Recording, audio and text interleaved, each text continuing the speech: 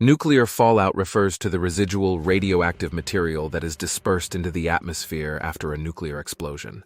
It consists of radioactive particles such as dust, soil, and other debris that are carried by air currents and deposited over a wide area downwind from the blast site. Here's how nuclear fallout works. Explosion and initial radiation. When a nuclear bomb detonates, it releases intense heat, light, and radiation in the form of gamma rays, neutrons, and other particles.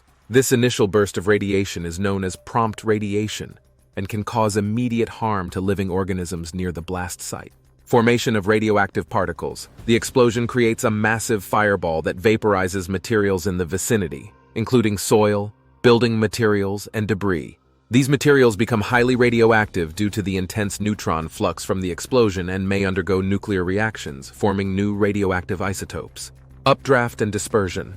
Following the explosion, a large cloud of radioactive debris is created, which is lifted into the atmosphere by the intense heat of the fireball. This cloud may rise to great heights carried by updrafts and atmospheric winds. The size and altitude of the cloud depend on various factors, including the yield of the explosion, weather conditions, and terrain. Transport and deposition.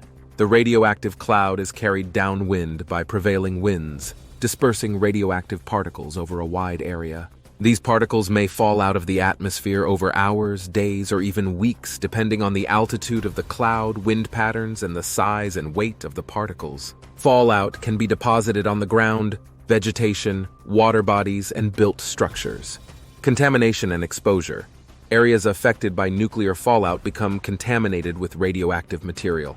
Exposure to this radiation can pose serious health risks to humans, animals, and plants. Radioactive particles can be inhaled, ingested through contaminated food and water, or absorbed through the skin, leading to increased risks of cancer, genetic mutations, and other health problems. Cleanup and remediation.